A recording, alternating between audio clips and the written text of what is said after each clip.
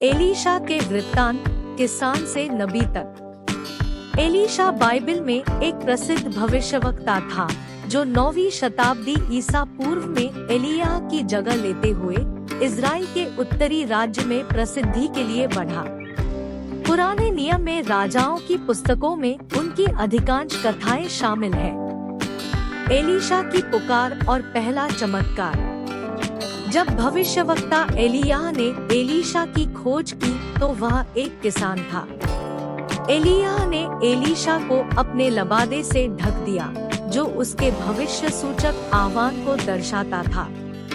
एलिय्याह से जुड़ने के लिए एलीशा ने अपना पुराना जीवन पीछे छोड़ दिया।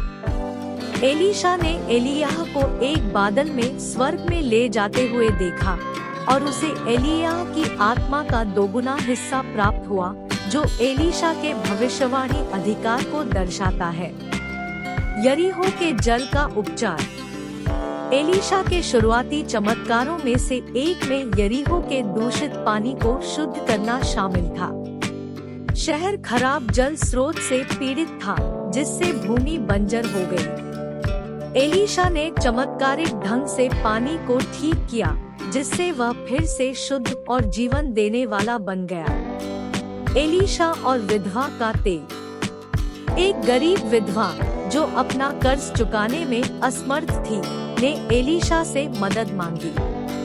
उसने उसे निर्देश दिया कि वह अपने पड़ोसियों से खाली मिट्टी के घड़ा इकट्ठा करे और अपना बचा हुआ थोड़ा सा तेल उनमें डाल दे। चमत्कारिक रूप से तेल तब तक बहता रहा जब तक कि सभी जार भर नहीं गए, जिससे विधवा को तेल बेचने, अपना कर्ज चुकाने और अपने परिवार का समर्थन करने की अनुमति मिल गई। शूनेमिन स्त्री के बेटे का पालन पोषण।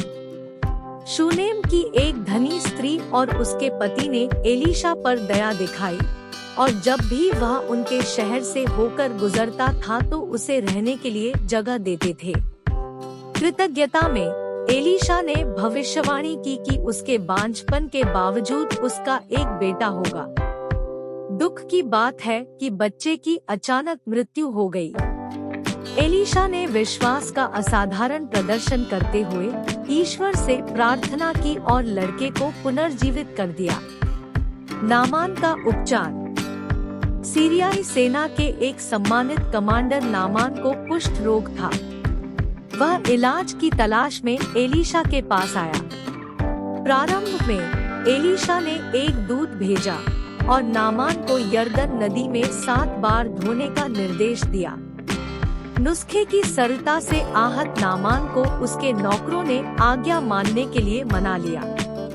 एलीशा के निर्देशों का पालन करने पर नामान चमत्कारिक रूप से ठीक हो गया और उसकी त्वचा एक युवा लड़के की तरह हो गई।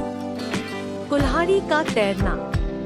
जब एलीशा यरदन नदी के किनारे भविष्यवक्ताओं के एक समूह के साथ था, उनमें से एक ने गलती से अपनी कुल्हाड़ी का सिर पानी में खो दिया। कुल्हाड़ी उधार लेने के कारण परेशान होकर उसने एलीशा से मदद मांगी। एलीशा ने चमत्कारिक ढंग से कुल्हाड़ी के सिर को तैरा दिया जिससे आदमी उसे पुनः प्राप्त करने में सक्षम हो गया। एलीशा की मृत्यु और विरासत। एलीशा ने कई वर्षों तक अपनी सेवकाई जारी रखी। अपनी मृत्यु से पहले उन्होंने इजराइल के राजा योआश को अंतिम भविष्यवाणी प्रदान की जिसमें सीरिया पर जीत की भविष्यवाणी की गई थी। एलीशा की बीमारी से मृत्यु हो गई। उनकी मृत्यु के बाद भी उनकी हड्डियों में चमत्कारी शक्ति बरकरार रही। एक मृत व्यक्ति जिसे एलीशा की कब्र में फेंक दिया गया था, जब उसका शरीर एलीशा की हड्डियों को छू गया तो वह जीवित हो गया। एलीशा का जीवन और सेवकाई बाइबल में महत्वपूर्ण है, जो एक वफादार सेवक के माध्यम से काम करने वाली परमेश्वर की शक्ति का प्रदर्शन करता है और परमेश्वर के चुने हुए दूतों के लिए विश्वास, आज्ञाकारिता और सम्मान के महत्व पर जोर देता है।